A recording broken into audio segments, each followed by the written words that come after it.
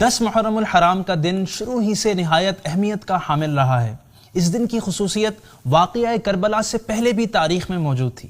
یہ دن بڑا ہی بابرکت اور فضیلتوں والا ہے۔ دنیا کی تاریخ کے بڑے اہم واقعات اسی دن پیش آئے ہیں۔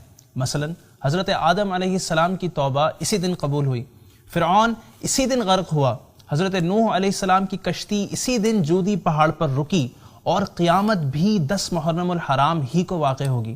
آج کے ایپیسوڈ میں ہم آپ کو اس دن کرنے والے چند کام بتائیں گے جو آپ کے نیک اعمال میں اضافہ کریں گے۔ So let's watch how to spend the day of Ashura and what to do on this day۔ سب سے پہلا کام تو ہم نے یہ کرنا ہے کہ عاشورہ کی رات ہم نے غسل کرنا ہے، کیونکہ اس رات آب زمزم تمام پانیوں میں شامل کر دیا جاتا ہے، اور اس رات غسل کرنے سے پورا سال بیماریوں سے حفاظت رہتی ہے۔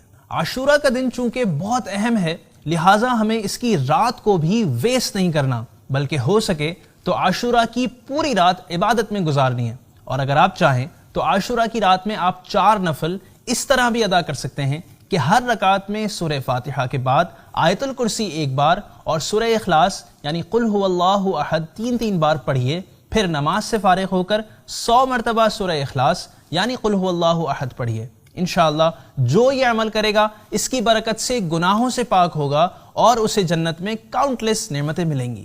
تیسرا اہم کام عاشورہ کے دن روزہ رکھنا ہے، کیونکہ عاشورہ کا روزہ بہت اہم ہے۔ نبی کریم صلی اللہ علیہ وآلہ وسلم نے رمضان المبارک کے بعد عاشورہ کے روزے کو سب سے افضل فرمایا ہے، اور یہ بھی فرمایا کہ عاشورہ کا روزہ 1 سال قبل کے گناہ مٹا دیتا ہے۔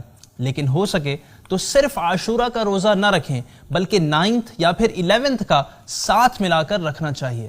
نمبر 4، اسی طرح عاشورہ کے دن آنکھوں میں سرما بھی لگانا چاہیے، کیونکہ حدیث پاک کے مطابق جو شخص عاشورہ کے دن اسمد سرما آنکھوں میں لگائے تو اس کی آنکھیں کبھی بھی نہ دکھیں گی۔ 10 محرم کے دن خوب سے خوب صدقہ کیجئے کہ صدقہ بلاؤں کو ٹالتا ہے، عمر بڑھاتا ہے اور رزق میں اضافے کا سبب ہے۔ 10ویں محرم یعنی عاشورہ کے دن گھر والوں کے لیے خوب اچھے کھانے پکائے تو انشاءاللہ عز و جل سال بھر تک گھر میں برکت رہے گی، اور بہتر ہے کہ کھچڑا پکا کر امام عالی مقام سیدنا امام حسین رضی اللہ تعالیٰ عنہ کو فاتحہ بھی کریں۔ حضرت مفتی احمد یار خان نعیمی رحمۃ اللہ علیہ فرماتے ہیں کہ یہ نسخہ آزمایا ہوا یعنی ٹرائیڈ اینڈ ٹیسٹڈ ہے۔ اس دن علماء کی زیارت اور ملاقات کے لیے جائیں کہ حدیث مبارکہ میں ہے کہ عالم کے چہرے کو دیکھنا عبادت ہے۔ یتیم کے سر پر ہاتھ پھیریے۔